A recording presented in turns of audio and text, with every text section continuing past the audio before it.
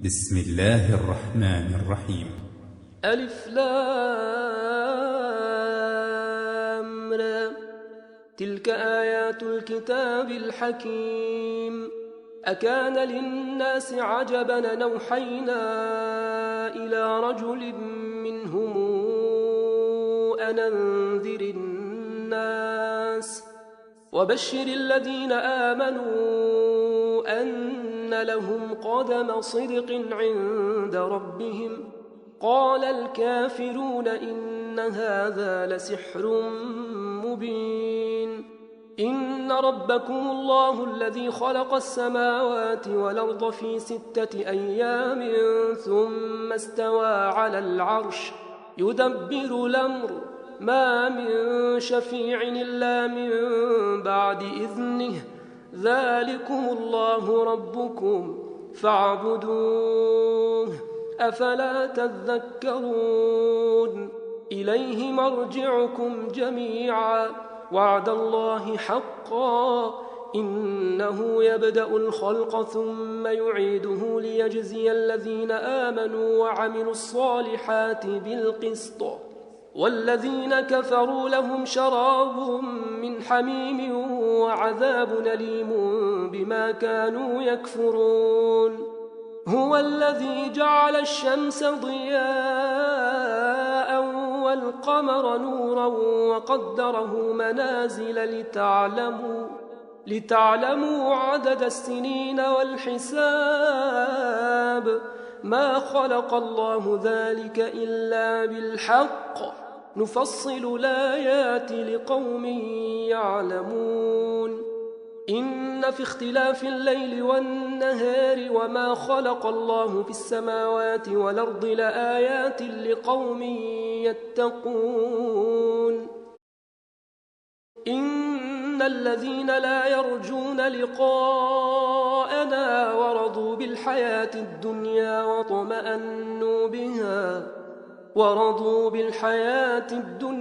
واطمأنوا بها والذين هم عن آياتنا غافلون أولئك مأواهم النار بما كانوا يكسبون. إن الذين آمنوا وعملوا الصالحات يهديهم ربهم بإيمانهم تجري من تحتهم الأنهار في جنات النعيم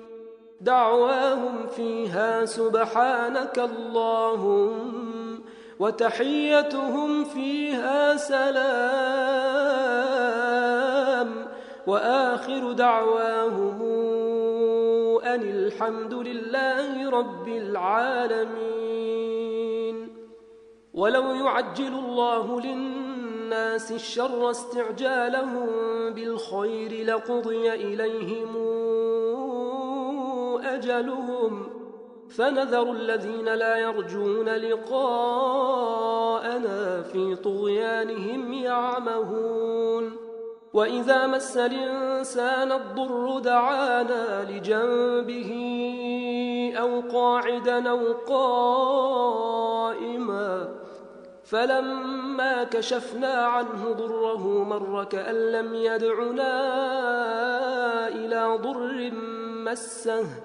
كذلك زين للمسرفين ما كانوا يعملون.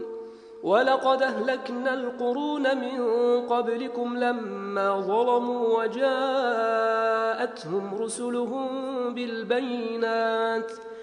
وما كانوا ليؤمنوا كذلك نجزي القوم المجرمين. ثم جعلناكم خلائف في الأرض من بعدهم لننظر كيف تعملون. وإذا تتلى عليهم آياتنا بينات قال الذين لا يرجون لقاءنا ائت بقرآن غير هذا أو بدله قل ما يكون لي أن أبدله من تلقاء نفسي إن أتبع إلا ما يوحى إلي إني أخاف إن عصيت ربي عذاب يوم عظيم قل لو شاء الله ما تلوته عليكم ولا أدراكم به فقد لبثت فيكم عمرا من قبله أفلا تعقلون فمن أظلم ممن افترى على الله كذبا أو كذب بآياته إنه لا يفلح المجرمون ويعبدون من دون الله ما لا يضرهم ولا ينفعهم ويقولون هؤلاء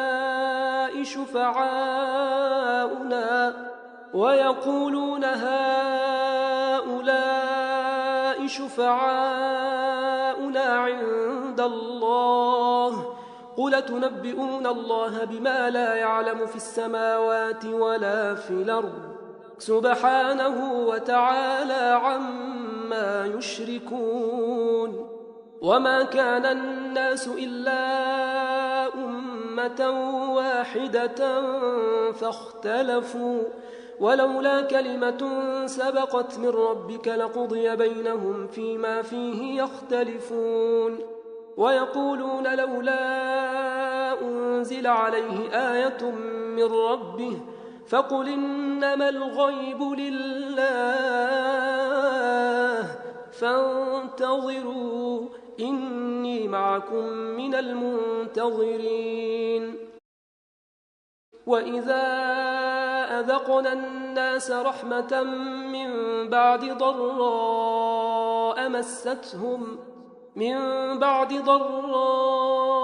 مستهم إذا لهم مكر في آياتنا قل الله أسرع مكرا إن رسلنا يكتبون ما تمكرون هو الذي يسيركم في البر والبحر حتى إذا كنتم في الفلك وجرين بهم بريح طيبة وفرحوا بها جاءتها ريح عاصف وجاءهم الموج من كل مكان وظنوا أنهم أحيط بهم دعوا الله مخلصين له الدين لئن أنجيتنا من هذه لنكونن من الشاكرين فلما أنجاهم إذا هم يبغون في الأرض بغير الحق يا أيها الناس إنما بغيكم على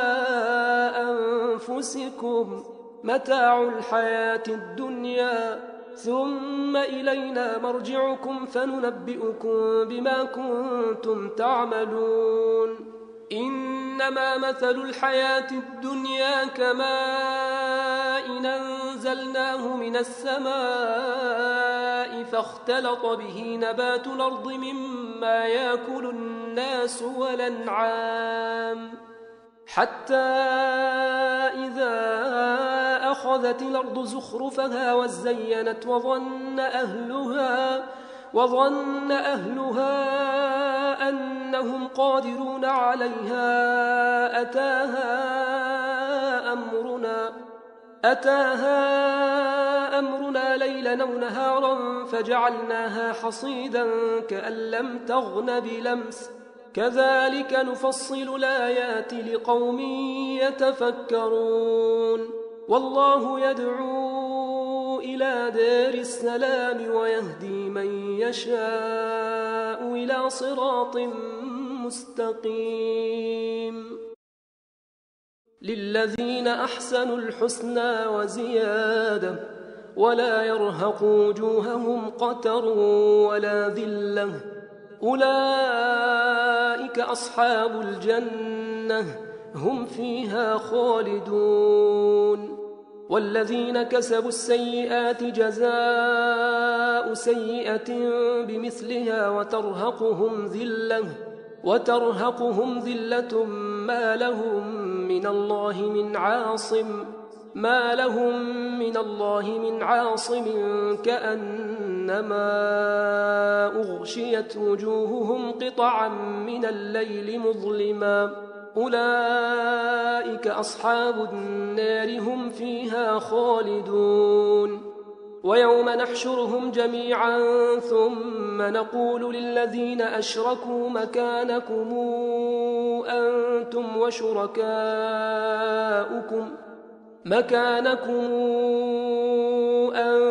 وشركاؤكم فزيلنا بينهم وقال شركاؤهم ما كنتم إيانا تعبدون فكفى بالله شهيدا بيننا وبينكم إن كنا عن عبادتكم لغافلين هنالك تبلو كل نفس ما أسلفت وردوا إلى الله مولاهم الحق وضل عنهم ما كانوا يفترون قل من يرزقكم من السماء والأرض أمن يملك السمع والأبصار ومن يخرج الحي من الميت ويخرج الميت من الحي ومن يدبر الأمر فسيقولون الله فقل فلا تتقون فذلكم الله ربكم الحق فماذا بعد الحق إلا الضلال فأنى تصرفون كذلك حقت كلمات ربك على الذين فسقوا أنهم لا يؤمنون قل هل من شركائكم من يبدأ الخلق ثم يعيده قل الله يبدأ الخلق ثم يعيده فأنى توفكون قل هل من شركائكم من يهدي إلى الحق قل الله يهدي للحق أفمن يهدي إلى الحق أحق أن يتبع أم من لا يهدي إلا أن يهدى فما لكم كيف تحكمون وما يتبع أكثرهم إلا ظنا إن الظن لا يغني من الحق شيئا إن الله عليم بما يفعلون وما كان هذا القرآن أن يفترى من دون الله ولكن تصديق الذي بين يديه وتفصيل الكتاب لا ريب فيه من رب العالمين أم يقولون افتراه قل فاتوا بسورة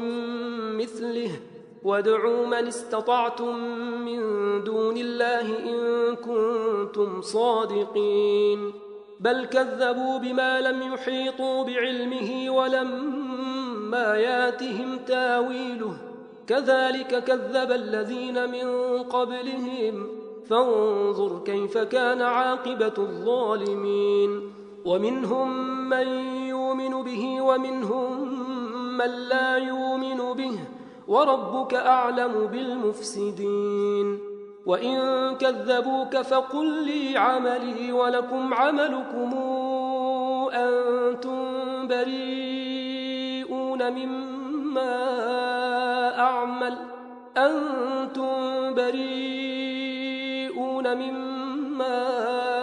أعمل وأنا بريء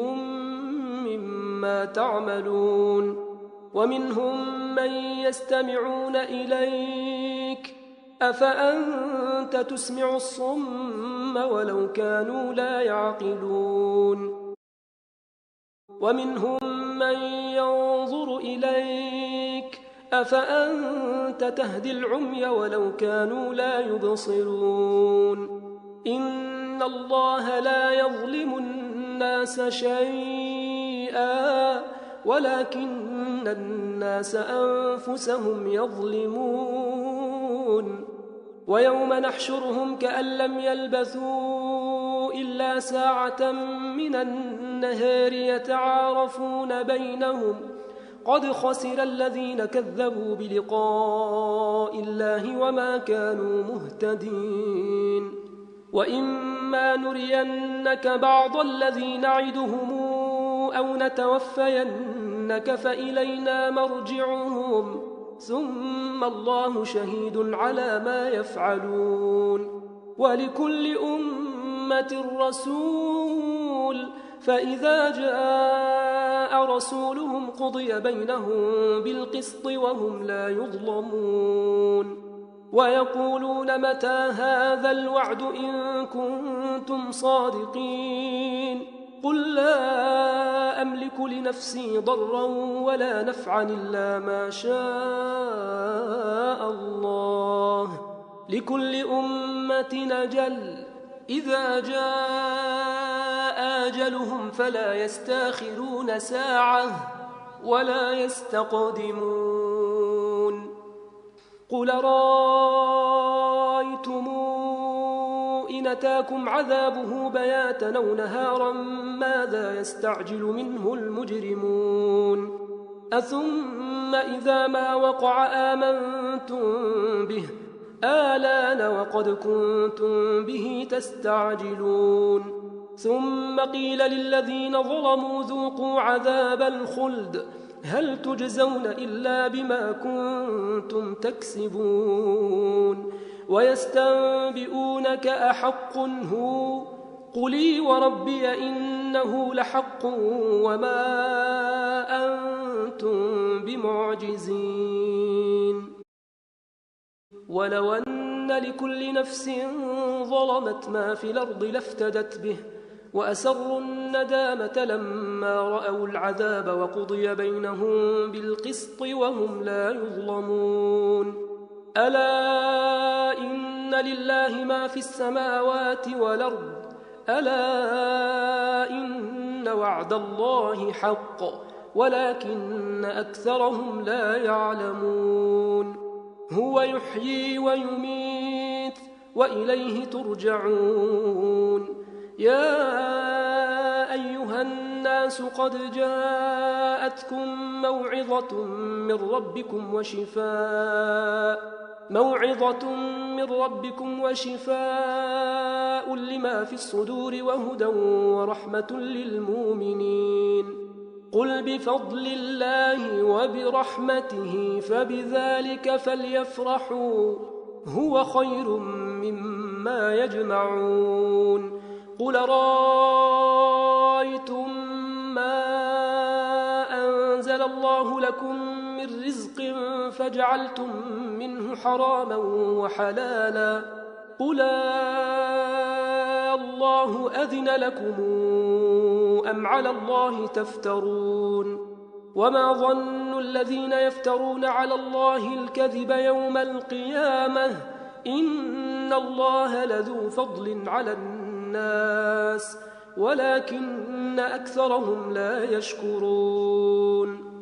وما تكون في شأن وما تتلو منه من قرآن ولا تعملون من عمل إلا كنا عليكم شهودا إذ تفيضون فيه وما يعزب عن ربك من مثقال ذرة في الأرض ولا في السماء ولا أصغر من ذلك ولا أكبر إلا في كتاب مبين ألا إن أولياء الله لا خوف عليهم ولا هم يحزنون الذين آمنوا وكانوا يتقون لهم البشرى في الحياة الدنيا وفي الآخرة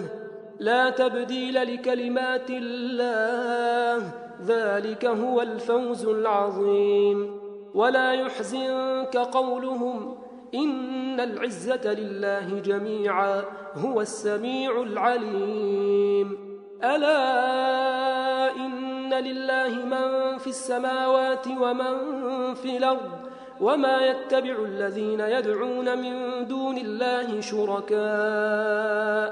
إن يتبعون إلا الظن وإن هم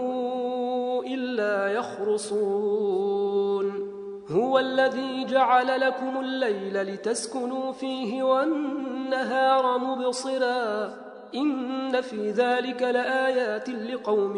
يسمعون قالوا اتخذ الله ولدا سبحانه هو الغني له ما في السماوات وما في الأرض إن عندكم من سلطان بهذا أتقولون على الله ما لا تعلمون قل إن الذين يفترون على الله الكذب لا يفلحون متاع في الدنيا ثم إلينا مرجعهم ثم نذيقهم العذاب الشديد بما كانوا يكفرون واتل عليهم نبأ نوح إذ قال لقومه يا قوم إن كان كبر عليكم مقامي وتذكيري بآيات الله فعلى الله توكلت فأجمعوا أمركم وشركاءكم ثم لا يكن أمركم عليكم غمة ثم قضوا إلي ولا تنظرون فإن توليتم فما سألتكم من أجر إن أجري إلا على الله وأمرت أن أكون من المسلمين فكذبوه فنجيناه ومن معه في الفلك وجعلناهم خلائف وأغرقنا الذين كذبوا بآياتنا فانظر كيف كان عاقبة المنذرين ثم بعثنا من بعده رسلا إلى قومهم فجاءوهم بالبينات فما كانوا ليؤمنوا بما كذبوا به من قبل كذلك نطبع على قلوب المعتدين ثم بعثنا من بعدهم موسى وهارون إلى فرعون وملئه بآياتنا فاستكبروا وكانوا قوما مجرمين فلما جاءهم الحق من عندنا قالوا إن هذا لسحر مبين قال موسى أتقولون للحق لما جاءكم أسحر هذا ولا يفلح الساحرون قالوا أجئتنا لتلفتنا عما وجدنا عليه آباءنا وتكون لكما الكبرياء في الأرض وما نحن لكما بمؤمنين وقال فرعون ائتوني بكل ساحر عليم فلما جاء السحرة قال لهم موسى ألقوا ما أنتم ملقون فلما ألقوا قال موسى ما جئتم به السحر إن الله سيبطله إن الله لا يصلح عمل المفسدين ويحق الله الحق بكلماته ولو كره المجرمون فما آمن لموسى إلا ذرية من قومه على خوف من فرعون وملئهم أن يفتنهم وإن فرعون لعال في الأرض وإنه لمن المسرفين وقال موسى يا قوم إن كنتم آمنتم بالله فعليه توكلوا إن كنتم مسلمين فقالوا على الله توكلنا ربنا لا تجعلنا فتنة للقوم الظالمين ونجنا برحمتك من القوم الكافرين وأوحينا إلى موسى وأخيه أن تبوأ لقومكما بمصر بيوتا واجعلوا بيوتكم قبلة وأقيموا الصلاة وبشر المؤمنين وقال موسى ربنا إنك آتيت فرعون وملأه زينة وأموالا في الحياة الدنيا ربنا ليضلوا عن سبيلك ربنا اطمس على أموالهم واشدد على قلوبهم فلا يؤمنوا حتى يروا العذاب الأليم قال قد أجيبت دعوتكما فاستقيما ولا تتبعان سبيل الذين لا يعلمون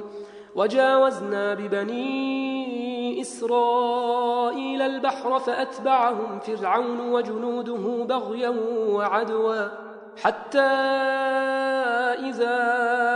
أدركه الغرق قال آمنت أنه لا إله إلا الذي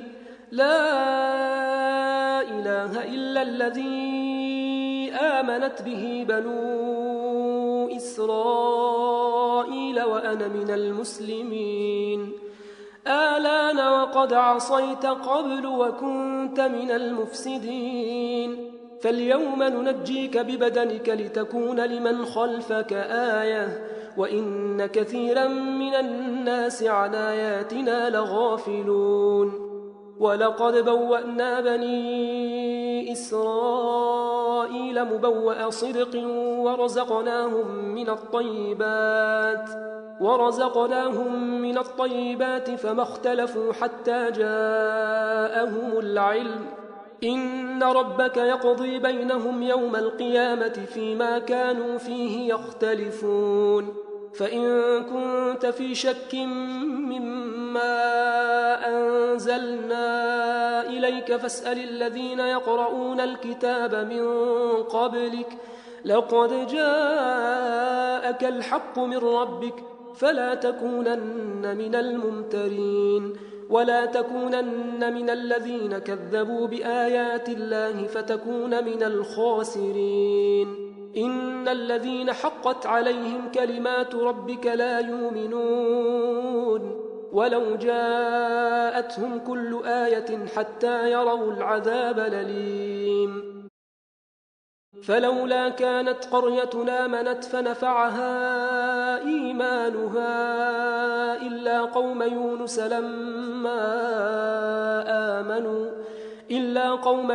لما آمنوا كشفنا عنهم عذاب الخزي في الحياة الدنيا ومتعناهم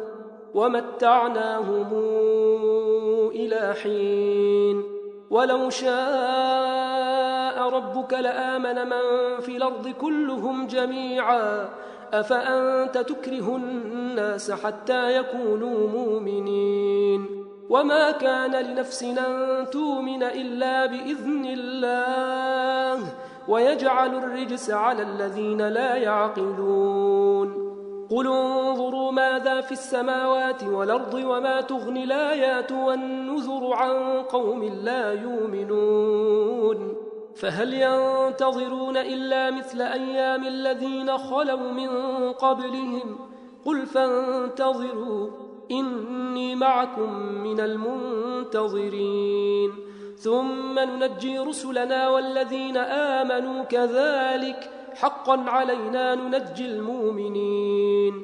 قل يا أيها الناس إن كنتم في شك من ديني فلا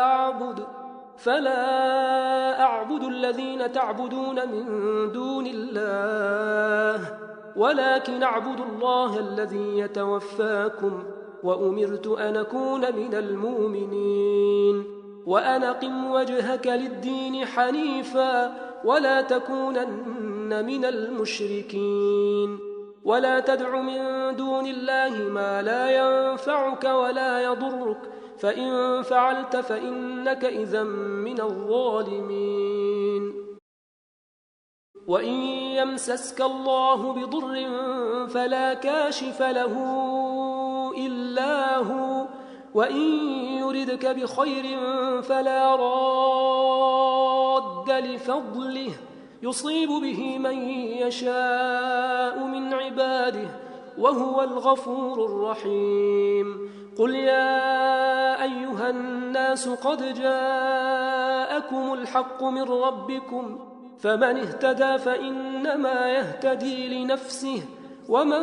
ضل فإنما يضل عليها وما أنا عليكم بوكيل. واتبع ما يوحى إليك واصبر حتى يحكم الله وهو خير الحاكمين.